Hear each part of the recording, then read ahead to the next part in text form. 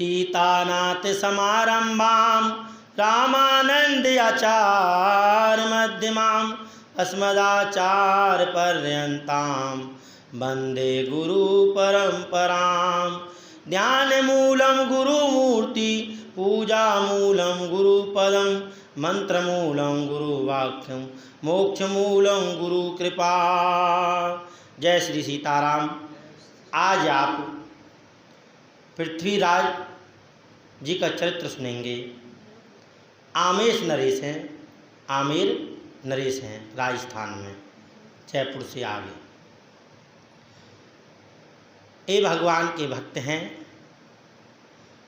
महाराज पैहारी जी कृष्णदास जी के शिष्य हैं, रामानंदी संप्रदाय के। पहले इनकी पत्नी शिष्य बनी, पीछे ये बने। पत्नी तो अपने पीरियड से ही, बालकाल से ही इनकी शिष्य, बालकाल से ही इनकी शिष्य। उनने अपने पीरियड से ही अपने माता पिता के यहाँ से दीक्षा ले ली। पृथ्वीराज जी राजा ने दीक्षा कनफिरान जो नाथ संप्रदाय के हों उनसे दीक्षा ले रखी थी। एक उनके अनुयायी थे, उनके सेवक। एक बार रानी जी ने और कृष्णदास पैहारी जी अपने गुरुदेव को आह्वान किया। वो वहाँ आए। रानी ने इनको अपने महल में निवास दिया। कहा महाराज आप यहाँ ठहरे और कुछ सत्संग आदि हमें प्राप्त हो आपसे। रानी ने अनेक प्रकार की विनती की। पैहारी जी वहाँ ठहर गए। रानी ने कहा अपने गुरुदेव से, महाराज राजा नाथ संप्रदाय के संतों के संग रहें और कोई आचरण धर्मशील ना लगे तो आप वैष्णव बनाएं, आप कृपा करें। रानी ने गुरुदेव से पैहारी जी से विनती करी। उन्होंने राजा को अनेक प्रकार से समझा करके, अनेक प्रकार के दृष्टांत आदि दे करके अपना शिष्य बनाया। राजा बड़े प्रभावित हुए पैहारी जी से। जो आचरण से ही सब पूज्यवान है। आचरण जिसका अच्छा है उससे संसार प्रभावित होता है, और जिनका आचरण अच्छा नहीं होता तो अभी तो कभी कभी गुरु भी आचरण बेकार है जाए गुरु को तो शिष्य घिरने कर भी लग जाए। तो आचरण से सब पूज्यवान हैं। ब्राह्मण भी आचरण से ही पूज्यवान है, साधु भी आचरण से पूज्यवान है। संसार में जो भी हैं सब आचरण से ही पूज्यवान हैं। आचरण अच्छा नहीं है तो कुछ भी अच्छा नहीं है। तब एक बार पैहारी जी और जगन्नाथपुरी द्वारकापुरी जा रहे। पैहारी द्वारकापुरी जा रहे तो राजा रानी को भय व्याप गयो। राजा ने कही महाराज मैं हूँ आपके साथ चलना चाहूँ। राजा नित्य प्रति संतों की सेवा, संतों को जमाया करते थे पृथ्वीराज जी। सब वहाँ आमेर की जितनी भी जनता सत्संग किसी बार आती रहती, उसमें सब स्नान करते और सत्संग से बहुत प्रभावित थे। बिना सत्संग विवेक ना हुई, राम कृपा बिना सुलभ ना सोई। बिना सत्संग के विवेक नहीं होता। विवेक कहते प्रकाश से। अंधकार है वहाँ प्रकाश आ जाए तो सब मंगल ही मंगल है। और सत्संग से अंदर की आत्मा के पट खुल जाए, तब सत्संग के प्रभाव से राजा भी सत्संगी संत सेवा करवे लगे, भजन भी करवे लगे। और गुरुदेव को सामने दो, बिहारी जी को आनंद से वहाँ रहते। जब ये जावे लगे तो राजा ने अनेक प्रकार की विनती करी, गुरुदेव मैं भी आपके साथ चलूं और आपको सत्संग प्राप्त होगो, संतन को संग प्राप्त होगो, ठाकुर जी को दर्शन होगो। गोमती चानी समुद्र की पत्नी है गोमती, और गोमती वशिष्ठ की पुत्री है। तब इन्होंने कहा मैं गोमती संगम के भी स्नान होंगे, ठाकुर जी के दर्शन होंगे, और वो छाप भी प्राप्त होगी, धनुष्मान की चक्र की छाप प्राप्त होगी। इन्होंने कहा दोनों भुजाओं पर रामानंदियों में लगाई जाए।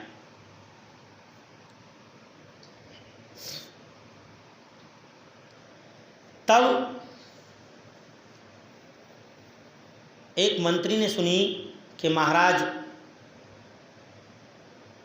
गुरुदेव के साथ जाना चाहें, संत सेवा अच्छी चल रही है या में बाधा आएगी, सत्संग चल रहा है,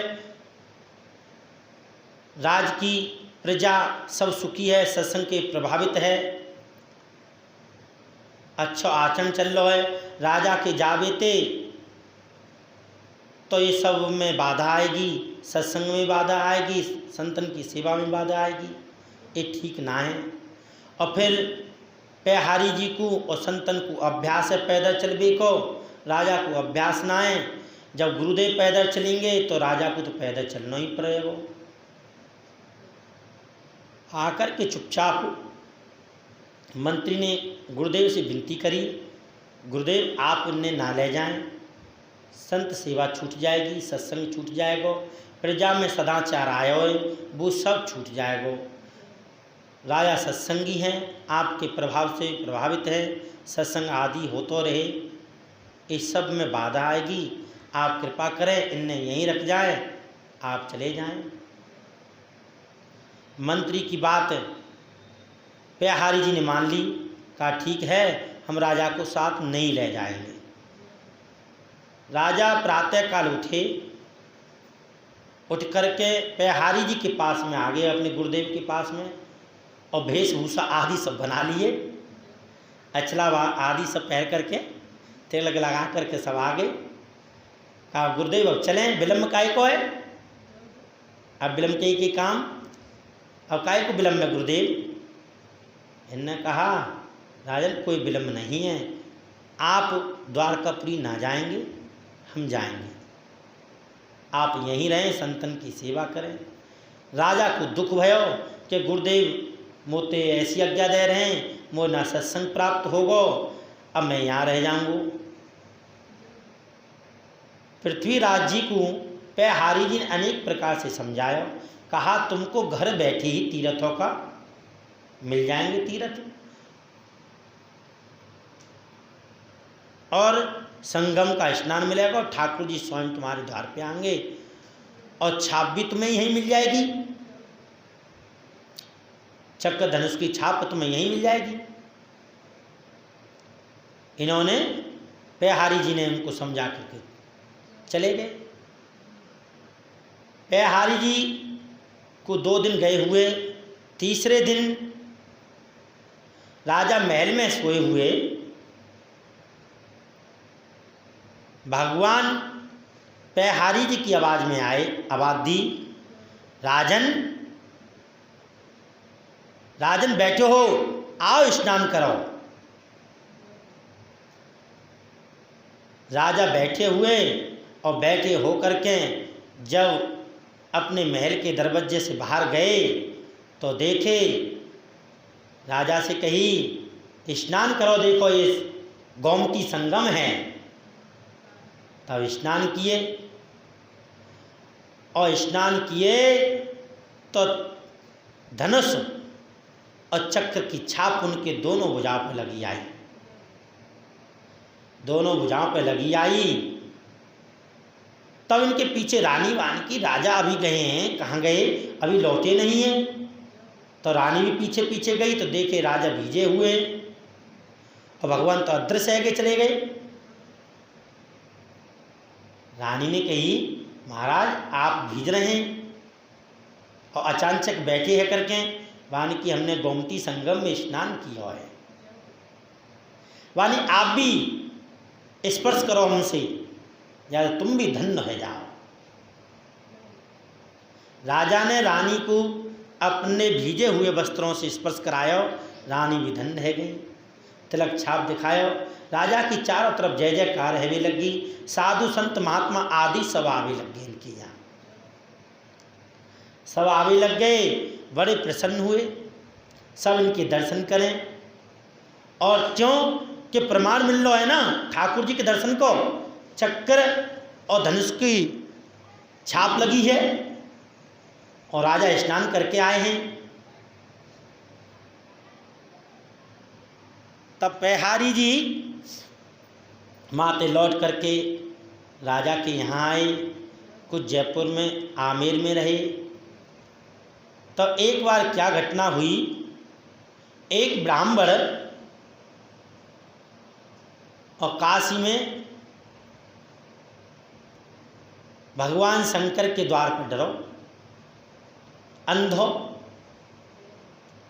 अंधो राजा अंधो भगवान से विनती कर रहो कि मैं अब जब ही जाऊंगो दोनों नेत्र खुल जाएंगे। शंकर बोले नेत्र खोले। तब ये द्वार पे पड़ो है और विनती कर रहो। भगवान शंकर ने प्रकट है कि कही तो ये नेत्र नहीं मिलेंगे भैया, तू यहाँ से चलो जा, क्यों हट करके पड़ो है। ब्राह्मण ने कही अब तो मरूं चाहे जीऊं, पर तुम्हारे द्वार पर ही पड़ो रहूंगो, नेत्र तो देने ही पड़ेंगे। शंकर जी अंतर ध्यान है गए। ब्राह्मण को विश्वास है गो कि भगवान तक चलो मेरी पुकार तो गई, पुकार तो गई। उन्होंने ऐसे तो कहीं मोते एक ना एक दया कर ही देंगे। भगवान तो दयालु हैं। कर्पूर गौरम कर्णावतारम संसार सारम उज्जैनधारम सदा वसंते हृदय बिंदे भवम भवानी सहतम नमामि। दयालु हैं, करुणानिधान हैं, कभी ना कभी तो दया करेंगे ही करेंगे। इन्होंने हट नहीं छोड़ो, हट नहीं छोड़ो।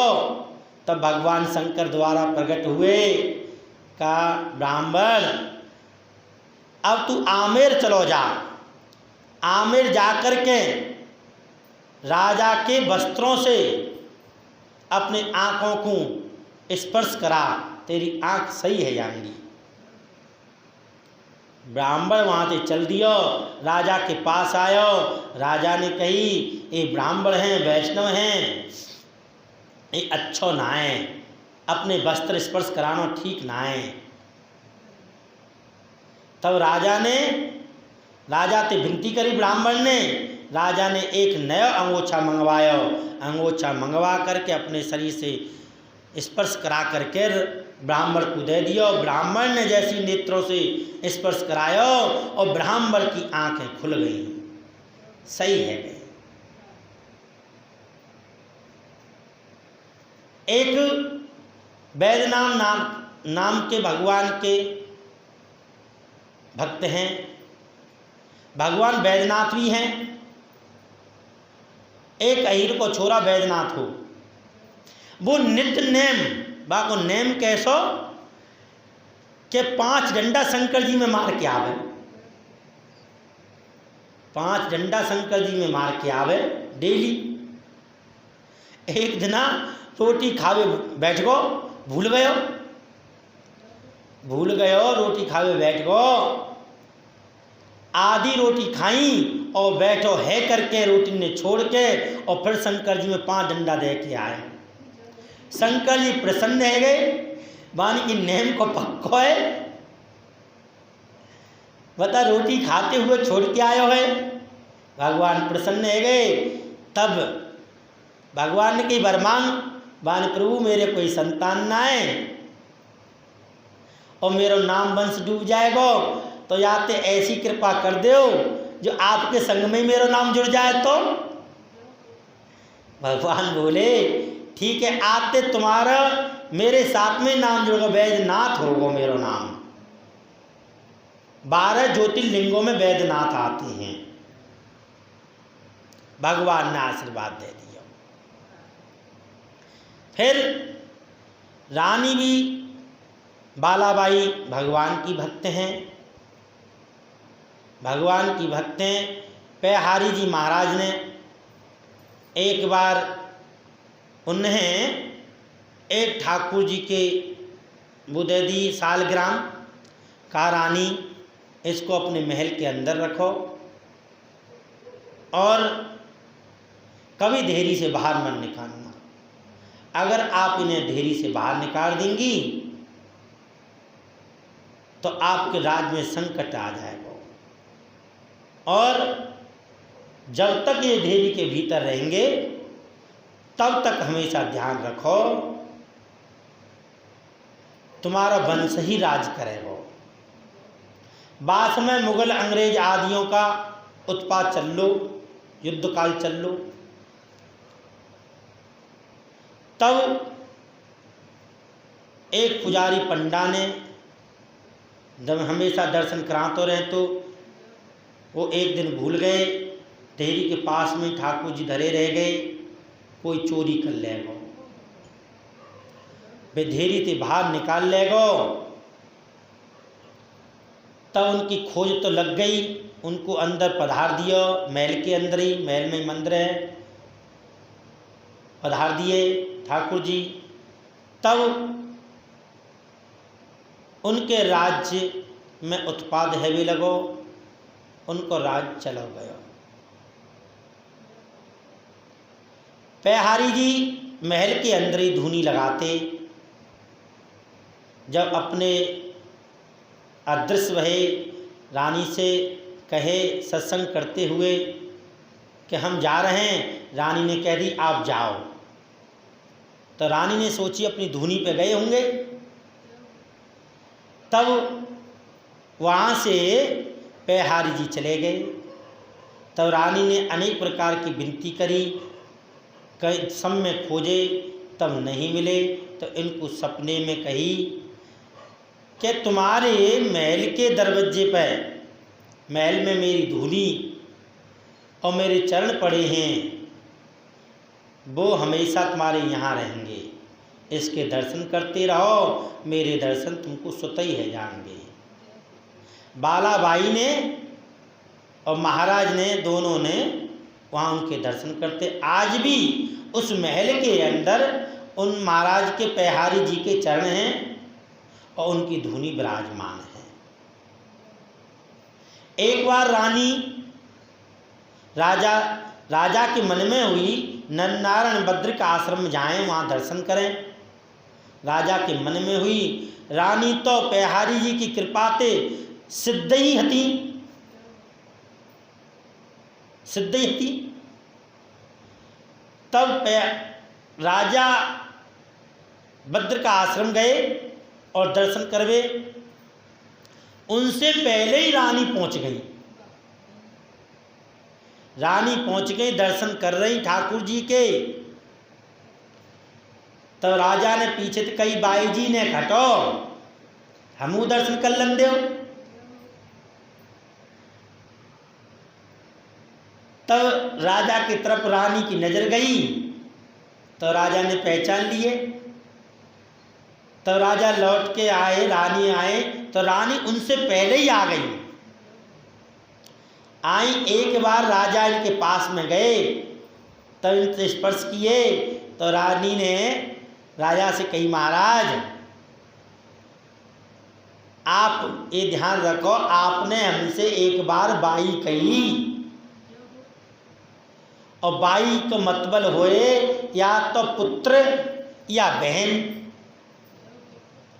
हैं, पुत्र, हाँ पुत्री या बहन। तब इस शरीर से स्पर्श आप ना करें। तब राजा ने रानी की बात मान ली, प्रतिज्ञा कर ली कि अब हम आपसे स्पर्श नहीं करेंगे। ऐसे दोनों सिद्ध पुरुष हुए, भगवान के भक्त हुए। भगवान के भक्ति में ध्यान रखो, संतन की कृपा आवश्यक है। जहाँ संत हैं वहाँ भगवान है। गुरु के बिना संसार में कोई भी जीव ना तर सके। गुरु बिन भवनिधि तरे न कोई, जो ब्रज शंकर सम होई। गुरु के बिना कोई ना तर सके। ध्यान रखो, गुरु के द्वारा ही सब संसार में सब भगवान को प्राप्त करे। गुरु नहीं है तो भक्ति अपंग है। गुरु को सहारा अवश्य लेना चाहिए। गुरुर् ब्रह्मा गुरुर्विष्णु गुरुदेव महेश्वर गुरुर साक्षात परम ब्रह्म तस्मै श्री गुरुवे नमः। गुरु तो साक्षात परम ब्रह्म है। गुरु के अंदर तो तीनों ही देवता हैं, समस्त सृष्टि है गुरु के अंदर। तो इसलिए गुरु का और संतों का समागम करना ही चाहिए। संतों के समागम के बिना संसार में कोई भी जीव भक्ति को प्राप्त नहीं कर सकता। जय श्री राम।